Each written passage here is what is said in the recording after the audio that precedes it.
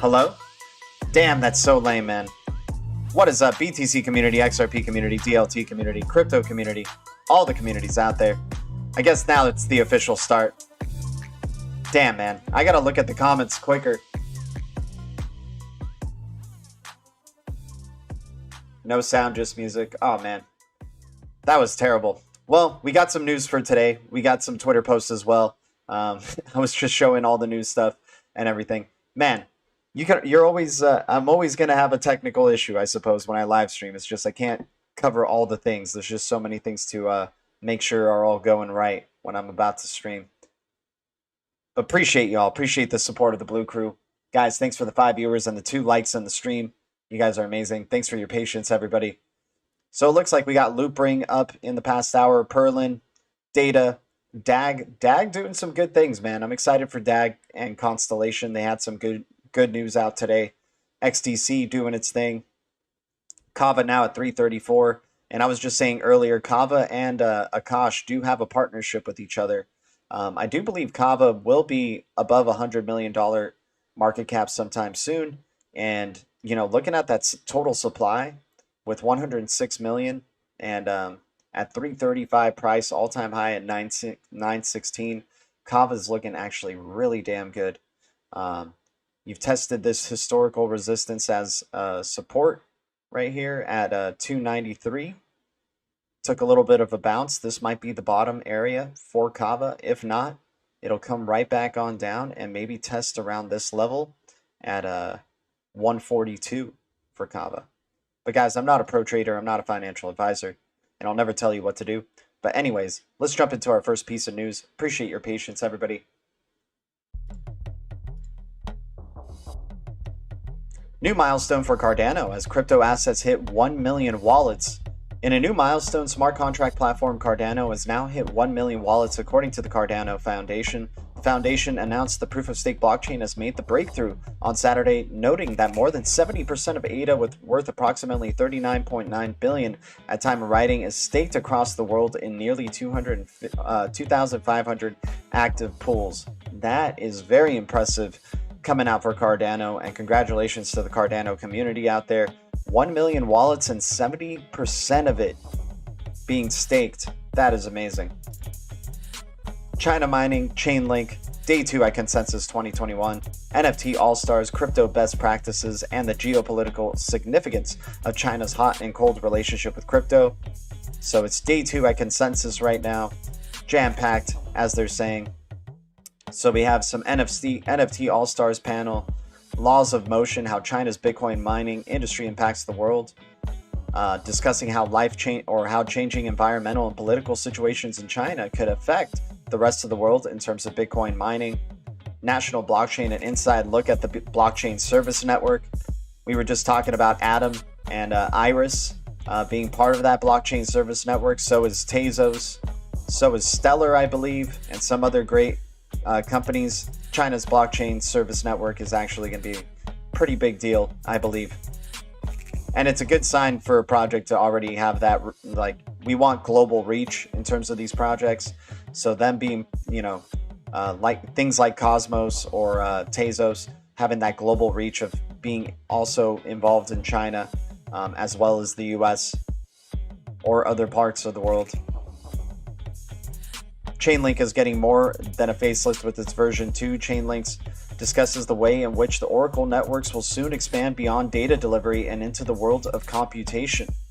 Very interesting, and I wonder if their collaboration with Akash is for the reason of them getting into the world of computation.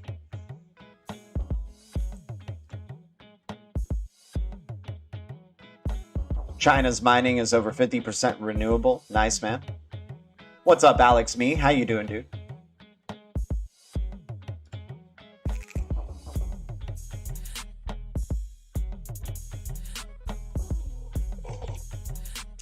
Is it proven that proof of work is the most secure consensus? Like, it hasn't been broken?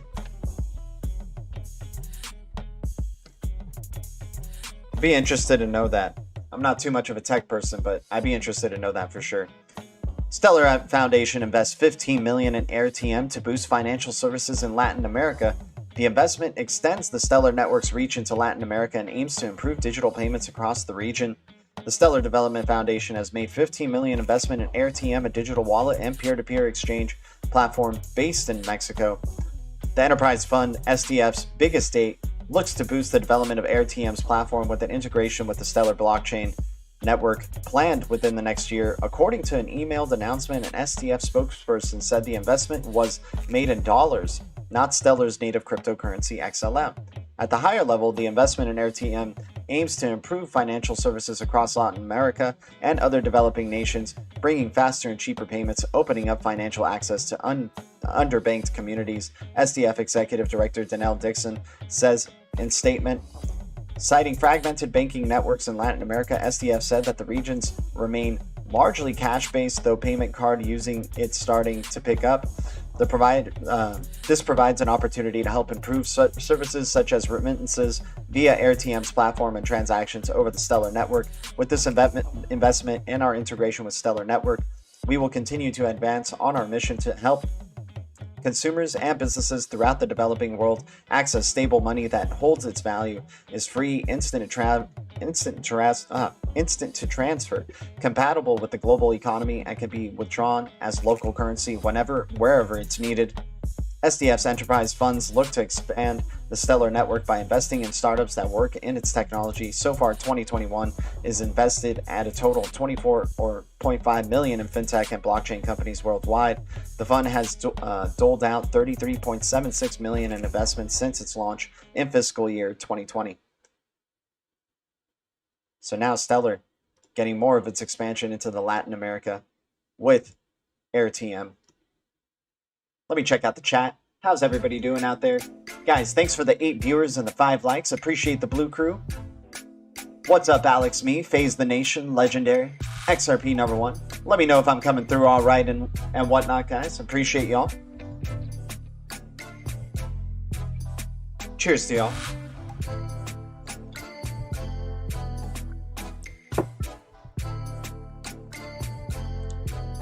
All right, so we got Kevin Cage with the post saying DAG long-term for sure.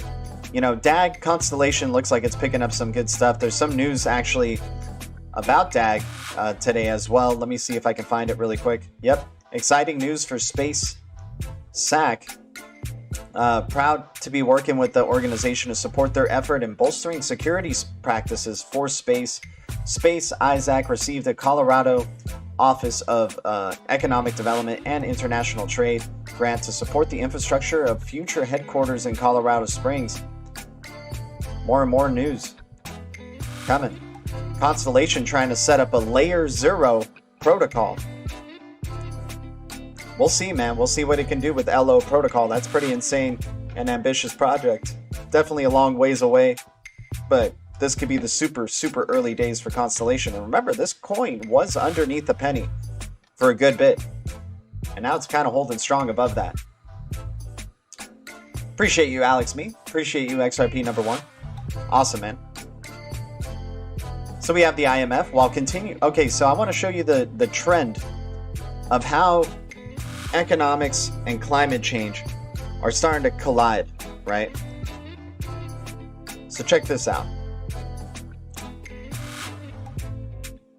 You got IMF right here saying, while continuing to cover core issues in the future, the IMF will more systematically integrate issues with substantial economic impacts such as climate change and digital technology into its regular policy advice to member countries. And then you see the World Economic Forum posting how nature can help carbon-intensive companies meet their net zero commitments. And then what else do we have? Microsoft reveals changes it's made to enable its employees to work both at home and in the office, from updating conference rooms to bolstering security. And why I think this Microsoft one has something to do with like the climate change and digital technology transformation and whatnot. I do believe that climate change is actually going to be the next reason why they keep encouraging working from home, right?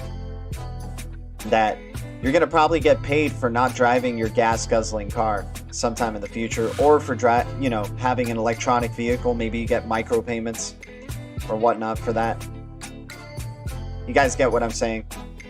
I do believe, like, okay, we had one reason for staying and working at home, and now that things may be opening up again, there's probably going to be another reason for us to be staying at home or working from home instead of the office. And it could be because of climate change. Climate change seems like it's going to be a pretty big deal. Global problem. We got some news from Coinbase Institutional, but it's just to keep riffing on the World Economic Forum and IMF. These aren't the only two that are talking about climate change and digital technology and economic change, and it's all seeming like it's interweaving with each other, right? So it makes sense in terms of crypto, in terms of digital assets, that the digital assets that are just inherently greener, the ones that you don't like. I hate to bust the balls of BTC because BTC could possibly survive as a collectible of some sort, or of course as a store of value, but the mining aspect has to dramatically change, and it might be the only one that's worth keeping around that's like a POW in terms of mining, and hence maybe that's why Ethereum is moving on from POW to proof of stake, but it also benefits Ethereum to move to proof of stake because they're all about smart contracts, right? They're about building applications on top of the platform, and trying to build applications on top of a proof of work system. It's very exhaustive of a lot of resources, so it makes sense Ethereum would start moving over to proof of stake and maybe a sharding consensus protocol, which is still a band-aid solution at the end of the day. But maybe it's enough to keep Ethereum doing what it's doing until the next upgrade or until the next transformation it'll have. You should have heeded the degenerate index signal get out when all the BS and dog coins were being spammed. Bitcoin. I mean, who's to say I didn't heed it, man? Who's to say I didn't, Alchemist? Who's to say I didn't make profits? I never tell you guys what I'm doing with my money. I never tell you if I sold or bought. I mean, I'll tell you if I bought a dip, for sure.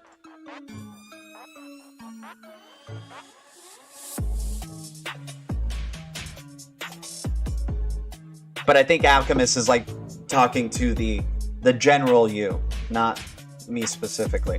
Shout out to Alchemist. What's up, Alchemist?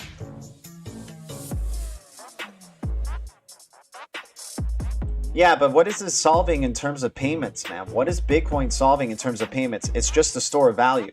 But in terms of making payments, it's highly expensive, very slow, and to do re-implementations, or to basically every time you want to try to do something new on Bitcoin, you got to basically break apart Bitcoin and start from the ground up again. And that's highly inefficient for trying to build applications on top of Bitcoin. So maybe as a store of value or as digital gold, it can still survive. But the thing for digital assets, and why they're even called digital assets, is that they're a tool for payments. They're a tool for digital types of transactions, code transactions. And so having one that is very fast, very liquid, very cheap is going to, play a major benefit. BTC will be like an NFT type of thing. It'll be like just a collectible that is very highly valued, which, that's great. That's great for Bitcoin and whatnot. But in terms of actually solving, like it may solve the store of value problem in terms of digital store of values, but I don't think it's going to solve the store of value in terms of, like, there's no physical Bitcoin, right? Unless they try to correlate gold with Bitcoin and whatnot, which there have been rumors about that. I don't know how you would do it though. So, not saying Bitcoin's going to die, but there's actual digital assets out there that are like equivalent to man discovering fire, right? and fire has a tremendous use case, right? And you saw what that tremendous use case did. It just became an overall necessity for everyday life, right? So I think Bitcoin, sure, maybe it's an overall necessity for everyday life in a store of value sense, but in terms of like solving a payments problem and making payments cheaper, faster, more ubiquitous, microtransactions, being able to send under a penny's worth of transactions and things like that. Maybe Bitcoin can eventually do it, but that's like a long ways away, right? That would be a long ways away. While there's already other currencies out there that can just do that right now. They have the product already available. You don't have to wait for your business to start being more efficient and better in terms of payments. These are decentralized currencies. These are open source code protocols. Any business can jump onto and start using XRPL. They don't have to go through Ripple, right?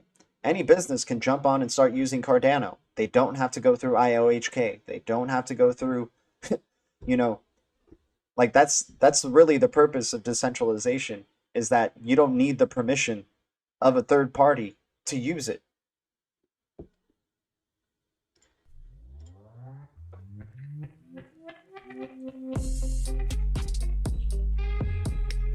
So we'll see. And I mean, that's the brilliance of Bitcoin. So I don't want to give too much hate to Bitcoin, because it may be a store of value or collectible in the future, but in terms of solving a payments problem, I don't think so. And supply chain problems and all this stuff. Maybe it can be used as this like ultimate public ledger that is completely immutable. If Bitcoin is truly the most secure of them all, then you can of course maybe just have that be the ultimate immutable public ledger, I suppose. But it's like a database. It's a math code. It's not like Bitcoin's math code is any more unique than, you know, what, you know, all these other cryptos. It's math, right? They all come to the same consensus. It's not like Bitcoin has found like a secret part of the code that nobody else can see. The code is available to all these developers, right? That's the benefit of an open source project.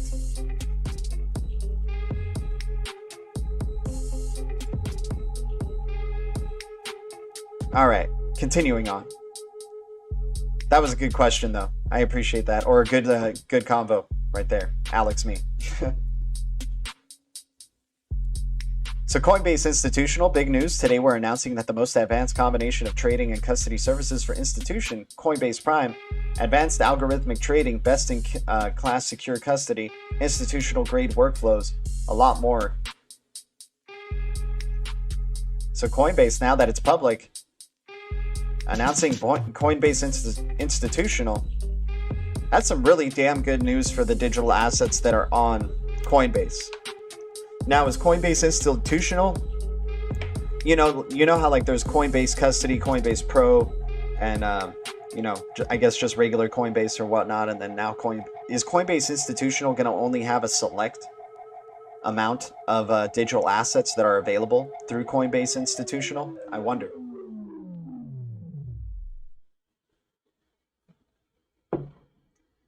Yeah, that's what I really love ultimately about crypto in this space, is the decentralization aspect, or the at least permissionless aspect, that you don't need permission to be using the code or testing out these platforms and seeing which ones like do offer the better tech and which ones do offer like a better user interface or user experience. Ones that do provide faster user experiences as well, more efficient workflows and whatnot. And we'll see ultimately, hopefully within the next 10 years, we get to see which ones are really standing out and how badass their code is for developers to use, and especially like these enterprise developers, right? Because they're the ones who are getting paid the big bucks by the big companies. We try to follow the money. And if these big time, developers like, I don't know, developers for Amazon or whatnot are saying, whoa, this open source tech is the thing. But that's the interesting thing too, right? Is crypto's also here to like set that level playing field. So things like AWS, Microsoft, Google, these central banks versus like local banks and things like that. Now they'll all be on the same level playing field, because they'll all be, instead of providing,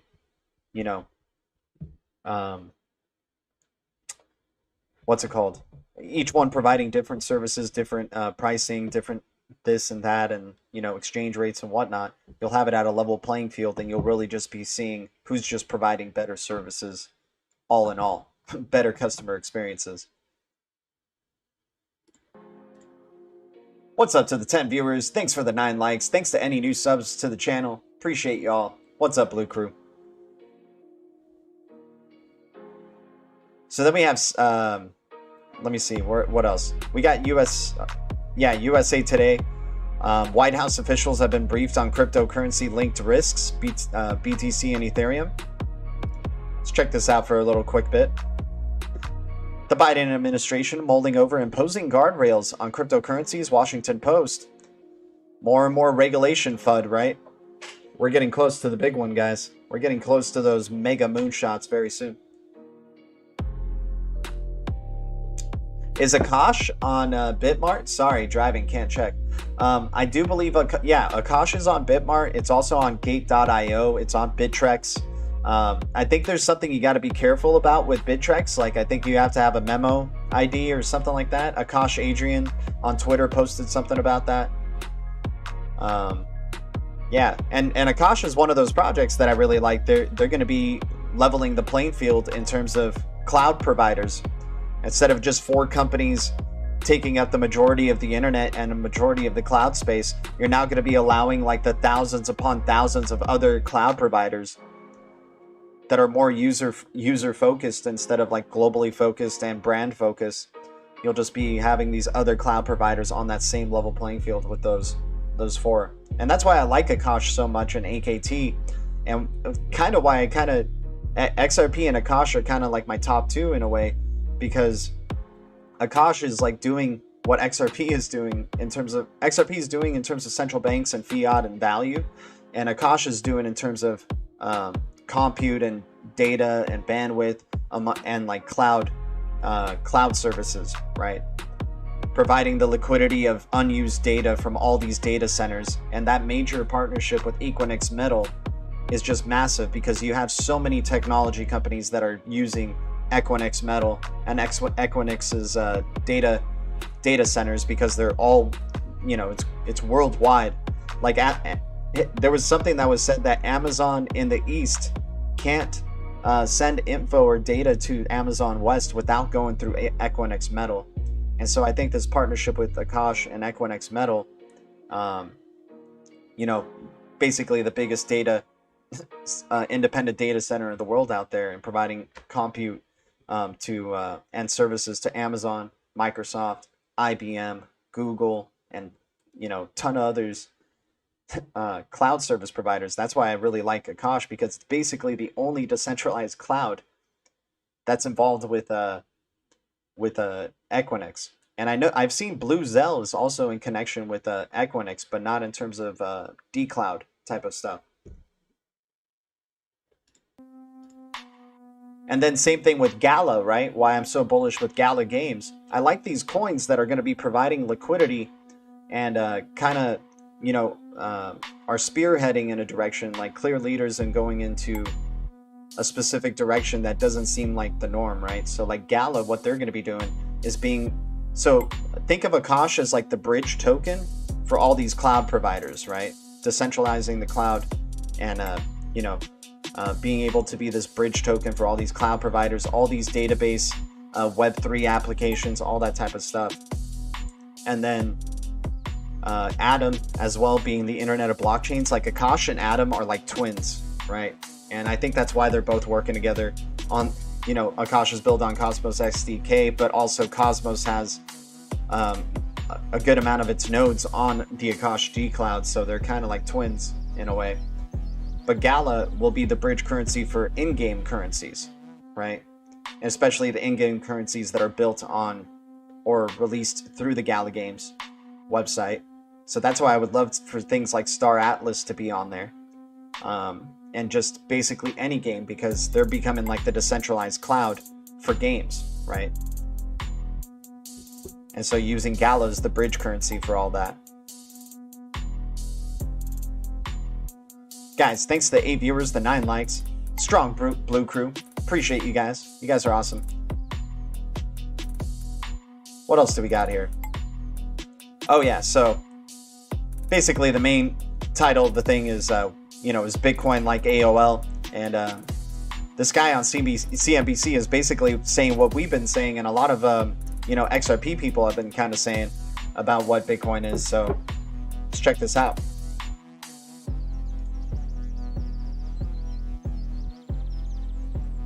I mean, I think that's also why Constellation and Quant and all these things are so lucrative, is because we're trying to just find out which one's going to be like that that token or digital asset that just needs to be used to bridge a lot of things or provide liquidity for a lot of things, right?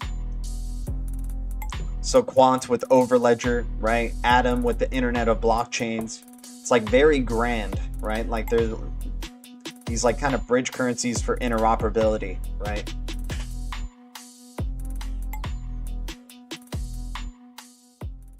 All right, let's check out this video. Do you think it's going to be Bitcoin or Ethereum, or Bitcoin and Ethereum? How does it ultimately play out? Yeah, let me play it again. Do you think it's going to be Bitcoin or Ethereum, or Bitcoin and Ethereum? How does it ultimately play out? You know, that's a tough question. You know, I think Bitcoin and Ethereum will survive. But let's go back to the internet bubble. You know, AOL was the absolute winner. And nobody questioned that. They were the leader. Yahoo was the winner. And so then Google came along, and other players came along. And so I think what we're going to find out is there's going to be some new crypto that comes along which can overcome some of the issues that we're facing right now with the cost of mining, you know, all the carbon production. Yeah. And issues like that, and it'll be a superior form of crypto, and I think that will become the dominant crypto. Is it possibly something called silver coin? You know, you take something out of the ground, put it into a metal. Okay, I'm being a little sarcastic. I actually mean silver, the actual physical metal. It's been hot. You've been a long time bull of silver. So yeah, he doesn't talk about crypto from there on, but yeah, I'm super bullish on precious metals as well. I think a lot of this stuff has been major distractions. Like, I wouldn't invest, like, you can make money off dog coins and S coins, and if you want to call them S coins or not, they're just speculative assets at the end of the day. Some people make a lot of money off of them, some don't. For me, my investment, I like to not try, you know, no risk it, no biscuit, I understand, but it seems like the risk is actually investing in precious metals right now, because I don't think a lot of people are investing in precious metals. And I would even go as far as to say there's probably more people. Actually, no, because gold is probably more of a liquid asset than some of these S coins, that's for sure. But I would say a great deal of people have invested in dog coins and probably don't have any precious metals in their portfolio, like whatsoever, right?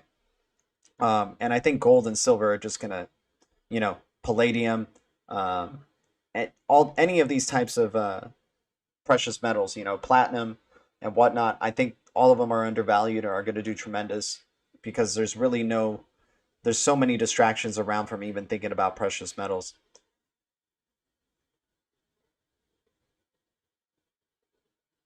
But yeah, Bitcoin could be like AOL. Who knows?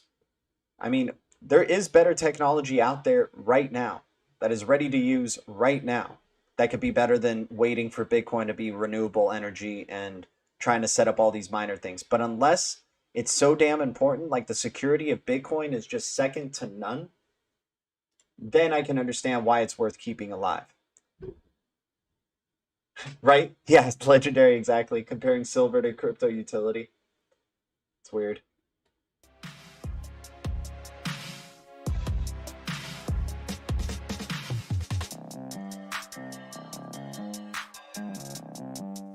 What's up, XRP number one? How you doing, man?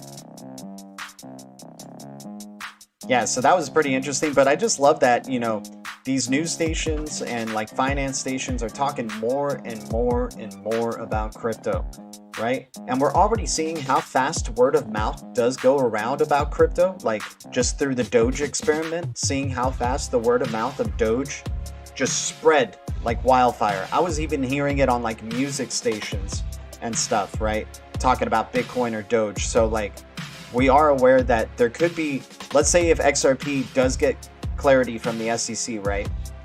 Like they get clarity from the SEC that it's a digital currency. You don't think that word of mouth is going to spread like wildfire, especially when they start talking about the ridiculous gains it makes? People will be saying, oh my God, XRP is now up 1,000. Let's say, you know, I'm just speculating here, guys, you know, just go with me. Oh my gosh, XRP is up 1,000%. You know, it starts going on this news station, that news station. You start having maybe an SNL skit about XRP, and then there's a major dip after that, right? Because that would be the retracement point. SNL has been a good indicator of when the market's about to dump. Basically, when they posted about NFTs, the NFT craze just, I mean, it's still crazy, but the fervor and hype around it started kind of going down, and Dogecoin started, you know, blasting off, and then it started becoming the wave of dog coins and stuff like that, right? And then they said Dogecoin to the moon or something on SNL, and that started tanking, and the market started tanking, right?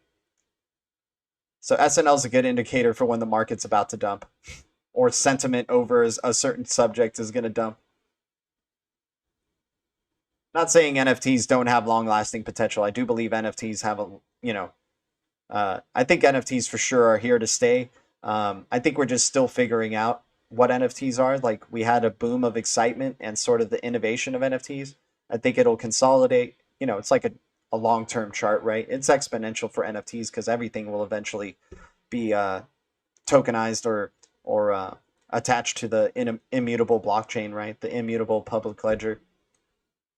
It does help out artists and musicians and, you know, designers and everything like that significantly, because and it helps with like the fraud issue and whatnot. So I understand.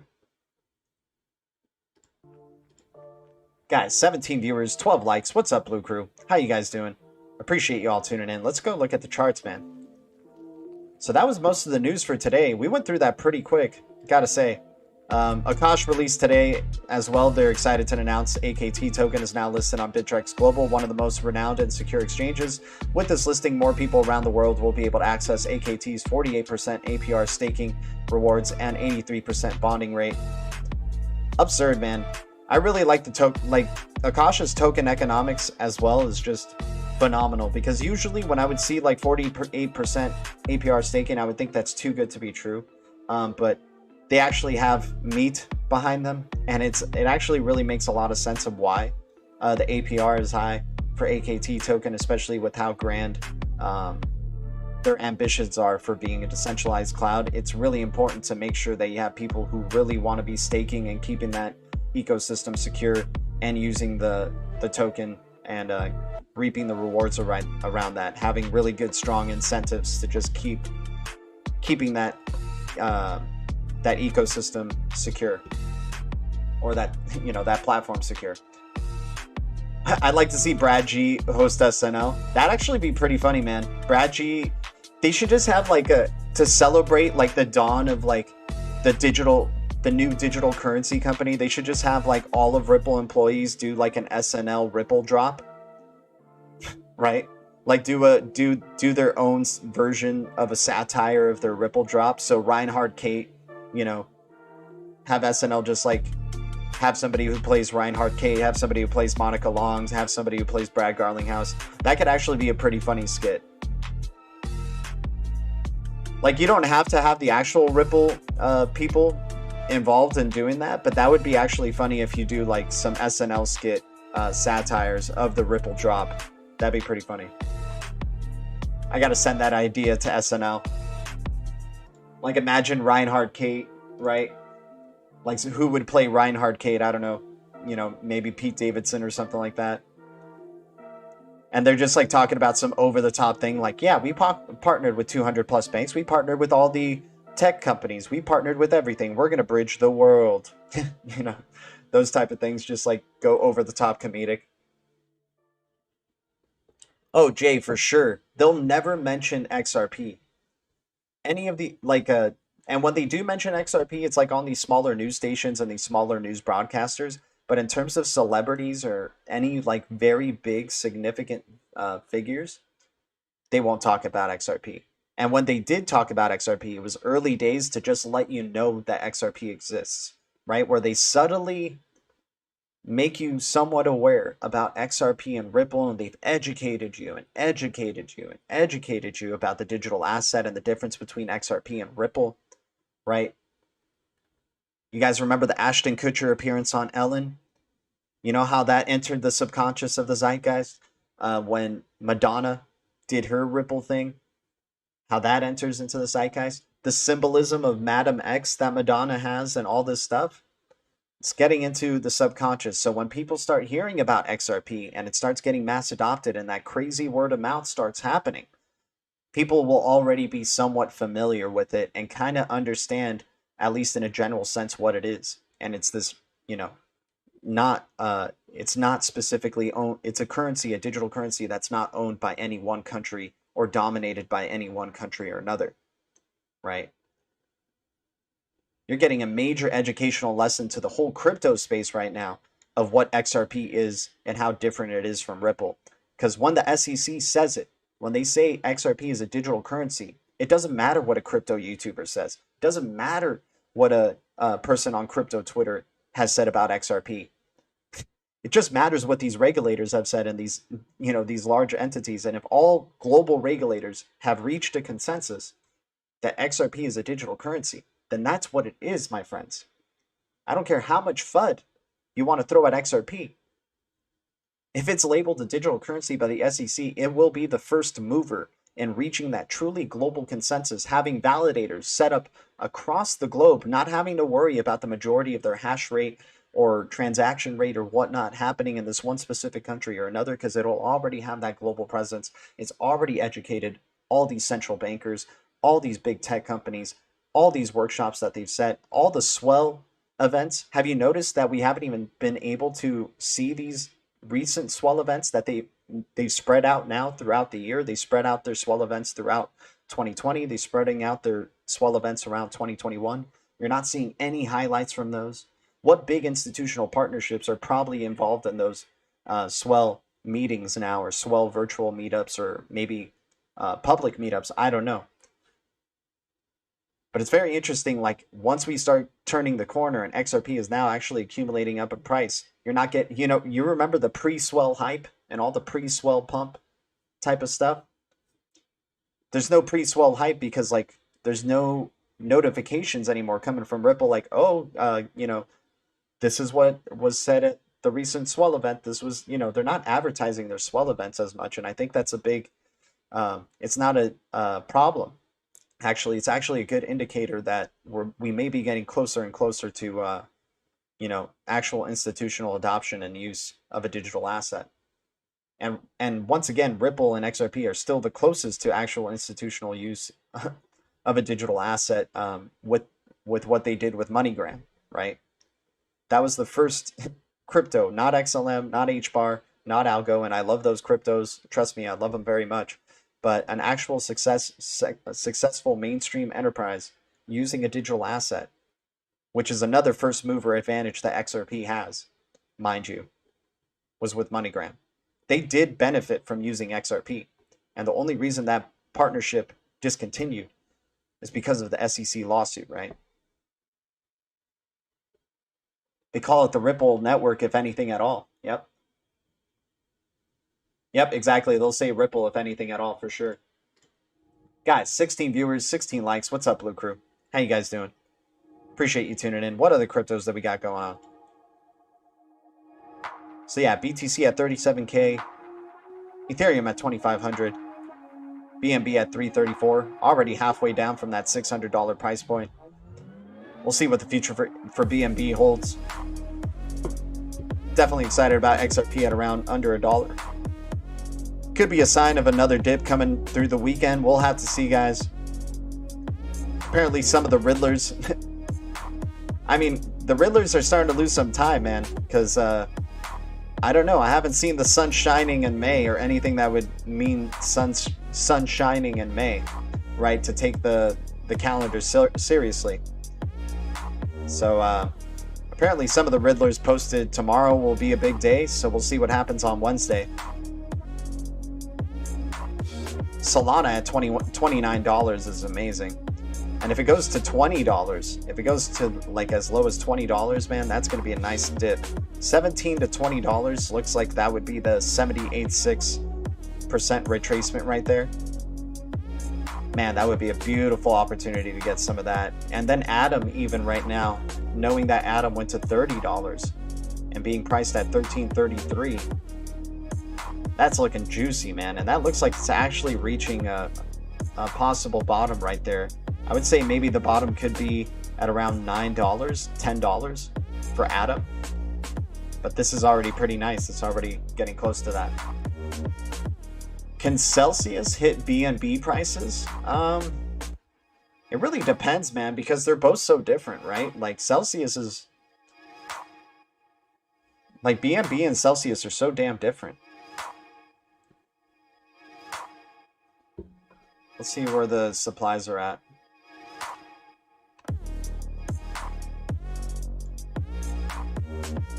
Yeah, BNB first off has a way smaller supply than Celsius, but I could say that Celsius does have that potential to maybe be a triple-digit coin, you know? Could have that potential to be a triple-digit coin, and it hasn't actually been doing too bad during this dip either for Celsius. Congrats to Celsius community. Your guys' dip has not been bad at all. Especially when we put it out on the Eyes Out list, which was around like $3.90 or $4. Still in gains right there. Celsius looks like it's holding pretty strong in terms of this dip. Dude, Celsius killed it, man. Wow. I'm thinking money will flow into sell during the bear market. Yeah, but does that mean price will appreciate though? Right? Because if it's a bear market, all cryptos go down. It's still such an unhealthy market where, you know, we see what Bitcoin, Ethereum, or BNB are doing. If they're going up or going down, all cryptos are going down. We've just been seeing that trend where it's either straight up red across the market or straight up green across the market.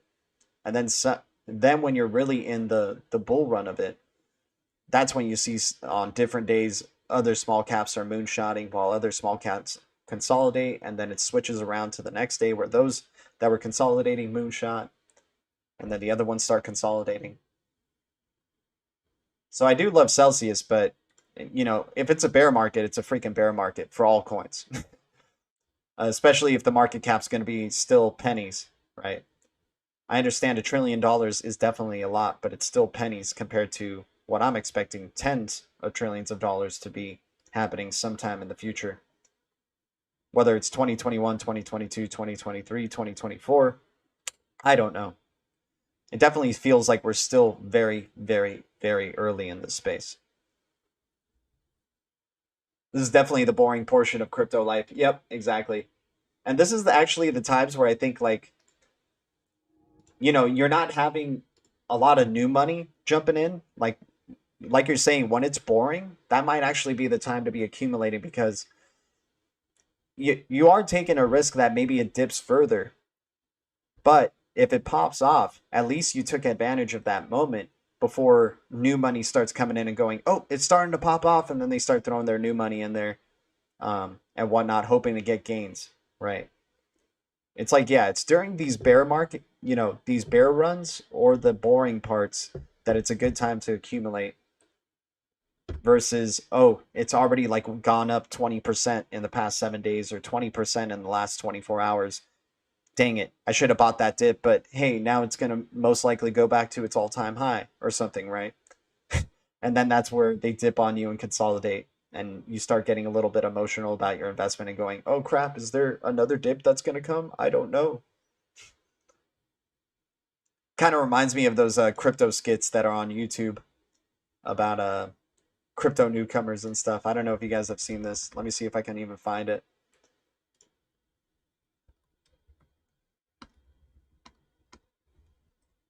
Let me see if I can. Yeah, this guy. Low Budget Stories is great, man. If you guys haven't seen this video, he released this one about a week ago. He makes some pretty good crypto, sometimes crypto related content. So, Crypto Addict at family dinner. And so I can't play this video because of copyright and whatnot, but he's having dinner with his dad and he's like, hey, son, how is those cryptos doing? You know, and whatnot. And then, like, he says he has to go to the bathroom because he, like, receives a text or something. And then when he's in the bathroom, he sees, like, his coin is tanked and he's, like, trying to keep his composure at the dinner. And then, like, some Chad shows up or whatever and like says he's made like a ton of money off GameStop and like other stocks. It's a pretty damn good skit if you guys haven't checked it out. Yeah, $10 trillion plus for sure.